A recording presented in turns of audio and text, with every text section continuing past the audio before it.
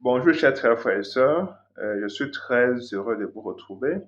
Nous sommes ici parler de notre pays parce que nous avons tous constaté que le régime de Monsieur Biya a aplati notre pays. Nous pouvons constater comment notre tissu social, économique, politique aujourd'hui est à terre. Et tout cela grâce au régime de Monsieur Biya. C'est tout ce qu'il a pu faire en 4 décennies de pouvoir. Et ils ont bafoué les droits des Camerounais et cela le démontre par le nombre de prisonniers politiques au Cameroun. Mais surtout, ils n'ont pas pu donner les besoins les plus nécessaires, les plus basiques aux Camerounais. Les Camerounais sont en manque d'eau potable, sont en manque d'électricité. Et les Camerounais n'ont pas de route, ils meurent tous les jours à cause des accidents, à cause du mauvais état des routes. Et chers frères et sœurs, je ne sais pas si nous prenons cette opportunité pour décortiquer le niveau de dégradation, de déliquescence de notre pays. Nous serons encore ici demain parce que tout va très mal, chers frères et sœurs. C'est la raison pour laquelle, il y a de cela quelques temps, nous avons décidé d'apporter tout notre soutien à candidature pour ce Moscanto. Cela va encore plus mal pour les jeunes. Les jeunes n'ont pas d'issue, n'ont pas d'opportunité. Les jeunes qui sont diplômés, qui sont talentueux, dynamiques, ne parviennent pas toujours à trouver un boulot au Cameroun. Parce que sous M. Biya, les entreprises camerounaises ont été fermées. Ils ont mis les clés sur les passants parce que M. Biya n'a jamais encouragé euh, les entreprises camerounaises ou encouragé les hommes d'affaires ou les entrepreneurs camerounais à créer plus d'entreprises. Il n'a jamais créé un cadre qui pourrait stimuler ou bien encourager les Camerounais à le faire. Et nous constatons après 40 ans, malheureusement, que nous n'avons pas d'entreprise au Cameroun. Et vous savez très bien, si vous n'avez pas d'entreprise, quand je dis entreprise, il faut sous-entendre que je suis en train de parler d'industrie. Si après 40 ans, nous n'avons pas d'industrie au Cameroun, alors oubliez le développement. Il faut oublier complètement. Parce qu'un pays ne peut jamais se développer s'il n'a pas un tissu industriel fort. Et au Cameroun, nous n'avons pas d'industrie en 40 ans de pouvoir. Parce que pour avoir, quelle est la précondition pour avoir les industries? Il faut non seulement les infrastructures en termes de machines, il faut les hommes qualifiés, fort heureusement nous en avons, mais surtout il faut de l'énergie. Comment faire, comment créer des industries, développer des industries si nous n'avons pas de l'énergie? Chers frères et sœurs, en 40 ans de pouvoir, M. Biya n'a pas créé une industrie agroalimentaire.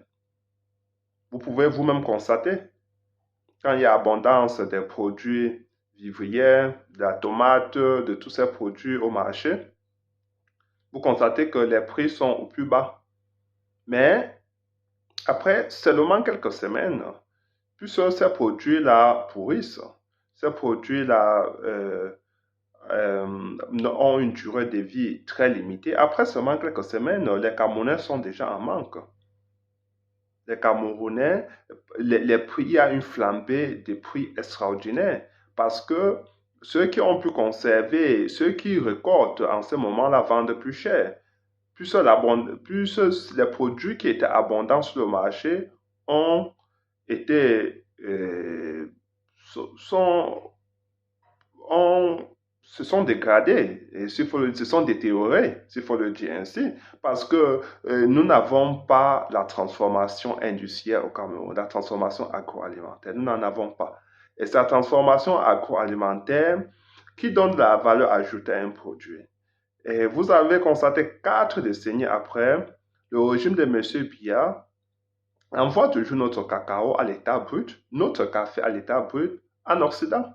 Alors que les autres pays produisent du café, produisent du chocolat pour les revendre. Et c'est en transformant industriellement que vous pouvez développer et que vous aurez de la valeur ajoutée, que vous pouvez véritablement euh, faire grandir, augmenter le budget du Cameroun, que vous pouvez créer de l'emploi pour les jeunes, parce que, qu'est-ce que ça veut dire?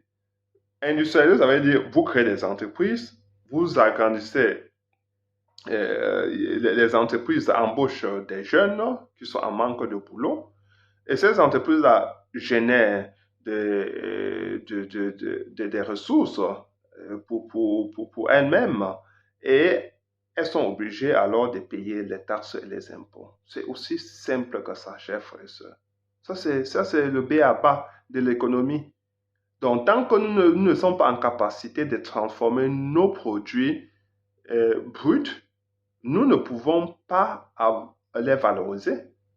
Nous ne pouvons pas avoir de la valeur ajoutée. Regardez un peu notre coton, notre cacao, notre café est toujours en voie à l'état brut. Et entre-temps, le plus grave dans tout ça, c'est que même M. Biya n'a même pas pu augmenter les terrains, les terres cultivables. M. Biya en 40 ans. Donc nous stagnons toujours sur 22 000 tonnes de cacao. C'est la même quantité. Alors que les autres, la Côte d'Ivoire a récupéré ses plantations, le Ghana, ils sont aujourd'hui les premiers exportateurs du cacao. Et aujourd'hui, même d'autres exportent plutôt les produits déjà transformés, le chocolat et tout ça, le café est déjà transformé. Nous sommes toujours au même niveau qu'il y a de cela 40 ans. Et bien pire, les autres pays ont avancé. Nous avons, nos terres cultivables ont été abandonnées. Donc, même la quantité de cacao, de coton qu'on était en même de vendre à l'État, nous n'en sommes même plus. Nous n'en sommes plus capables. Parce que M. Biya est arrivé au pouvoir, il s'est organisé avec ses amis à confisquer le pouvoir. C'est le seul travail qu'il a pu faire en 40 ans. C'est pas pour le détester, mais les faits sont devant nous. Monsieur Biya, c'est l'échec total. Monsieur Biya, c'est l'échec total. Et je dis toujours, je ne sais pas, on dit souvent que le destin choisit souvent des gens, mais je ne sais pas comment ce monsieur a pu être président au Cameroun. Je ne sais pas. Parce que il est caractérisé d'un laxisme et d'une paresse légendaire que je me demande comment un pays pouvait se développer sous son magistère. Observez la manière avec laquelle il a géré la construction de nos infrastructures, les grands chantiers. Regardez, il lance des chantiers qui ne sont jamais, ne sont jamais implémentés. Et beaucoup de projets sont réalisés sur les maquettes parce que M. Biya n'y va jamais pour faire les inspections. Inopiné, comme faisait Amada Idjo. M. Biya reste cloîtré chez lui. Il ne veut pas à la présidence. Il ne veut pas sortir. Il veut seulement jouir des prérogatives, des avantages du poste du président de la République. Boire du bon vin, faire la belle vie, ou bien qu'il a une lourde responsabilité qui est celle. La lourde responsabilité, même pour un président, c'est quoi? C'est être dynamique, c'est être proactif. C'est créer des conditions pour que la justice puisse laisser la justice tranquille, faire en sorte que la justice puisse faire son travail. S'il y a des détournements de fonds publics, tu n'encourages pas les détourneurs de fonds publics, les prévaricateurs de fonds publics. Tu laisses la justice faire son travail, qu'on punit ceux qui ont détourné de l'argent. Et si les gens ne réalisent pas des chantiers, qu'on change de ministre et qu'on mette ceux qui sont en capacité de travailler et que les autres soient tout simplement punis. C'est ça. Le professeur Maurice Kamto sera un chef chantier, comme je vous ai dit. D'ailleurs, vous allez l'écouter tout de suite, comment il entend relancer notre agriculture et surtout construire les industries agroalimentaires au Cameroun. Parce que c'est très, très important. C'est la condition sine qua non pour qu'un pays se développe. Pas seulement le Cameroun, mais tous les autres pays. Sans industrialisation, nous ne pouvons jamais nous développer. Il faut oublier tout ce que M. Biya dit, émergence en 2035 là. Ça, c'est que émergence en 2035, c'est industrie. Ça ne se fera pas, chers frères et sœurs. Ça ne se fera pas. Ils vendent du vent aux Camerounais et certains y croient.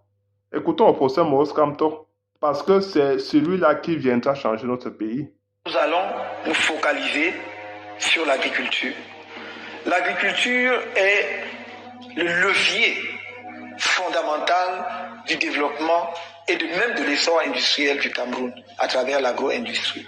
J'ai toujours dit que le Cameroun est un pays avant tout à vocation agricole.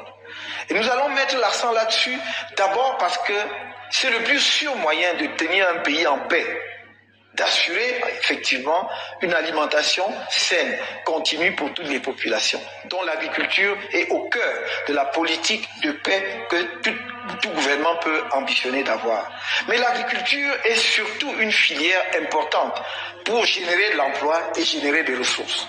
C'est pour cela que nous nous sommes fixés pour objectif de moderniser l'agriculture, premièrement en créant au Cameroun un organisme chargé de produire de la semence et les plants disponibles pour les agriculteurs, c'est-à-dire donc un semencier national. D'une part parce que cela va nous assurer notre indépendance par rapport à l'approvisionnement extérieur en semences, mais également cela va nous permettre d'identifier aussi les semences du terroir qui tendent à disparaître, parce que c'est cet organisme qui devra recenser l'ensemble des variétés agricoles que nous avons dans notre pays. Mais l'utilité économique de ce semencier vient du fait que pour accroître notre production agricole, que ce soit dans le domaine des produits de rente comme le café, le cacao, le coton et que sais-je encore, les plants améliorés mis au point par les chercheurs seront désormais disponibles. À l'heure actuelle, si vous dites à un agriculteur il y a la semence de maïs améliorée ou une variété de riz améliorée, il sera très enthousiaste et intéressé. Mais dès qu'il sort, il ne saura pas où trouver la semence. Nous allons donc rendre cela disponible. Le deuxième levier pour modernisation de l'agriculture du Cameroun, c'est de rendre disponibles les intrants, les engrais. Et nous mettrons l'accent sur les engrais biologiques. Les engrais chimiques détruisent et fatiguent la terre. D'ailleurs, ce n'est pas au moment où l'Europe, justement, essaye de se débarrasser des engrais chimiques que nous allons mettre l'accent sur les engrais chimiques en Afrique. Nous devons apprendre des autres. Et la technologie existe en la matière. Donc nous ferons en sorte que les intrants soient disponibles et à bon marché.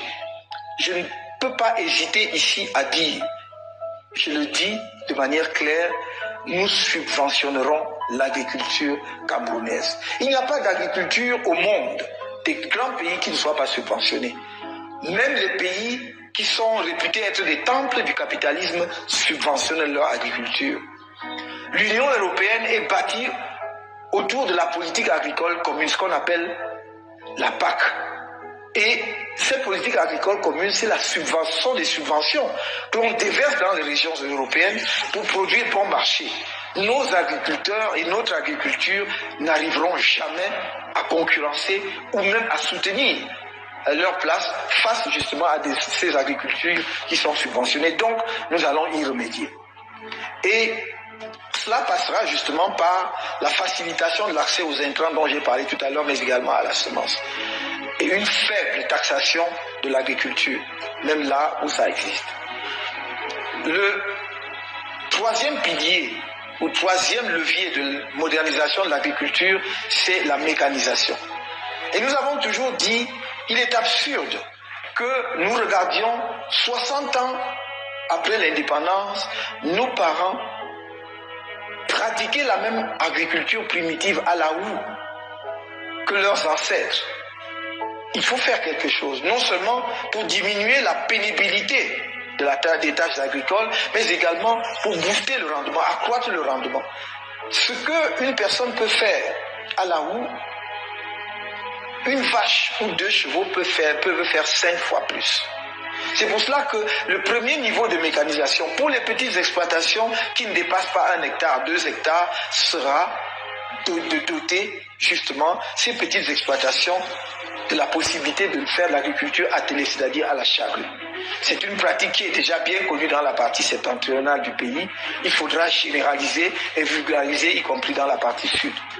Mais le deuxième mécanisme de mécanisation, c'est la mécanisation motorisée, qui n'est pas déjà la mécanisation par des tracteurs, c'est la mécanisation à moteur, mais poussé par un homme ou une femme.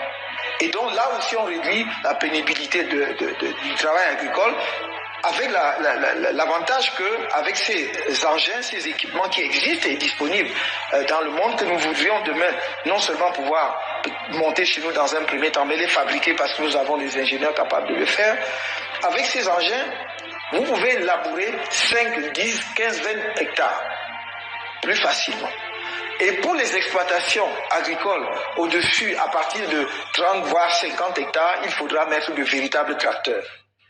Et ces tracteurs, nous avons vu effectivement que les expériences que nous connaissons dans notre propre pays, effectivement, sont très favorables. Cela, effectivement, accroît la productivité dans le domaine agricole. Donc, la mécanisation. Et enfin, pour clore le volet agricole et la filière agricole, il faudra doter justement le monde agricole de petites industries agro-industrielles. Il ne faut plus tout concentrer dans les grandes métropoles comme Douala et Yaoundé. L'industrie agro-industrielle, les entreprises, les usines agro-industrielles sont beaucoup plus rentables lorsqu'elles sont construites auprès des lieux de production, de la matière première. Il est économiquement peu rationnel de produire des tomates à Foumbot ou à Malantuem et de les transporter à Douala pour les transformer.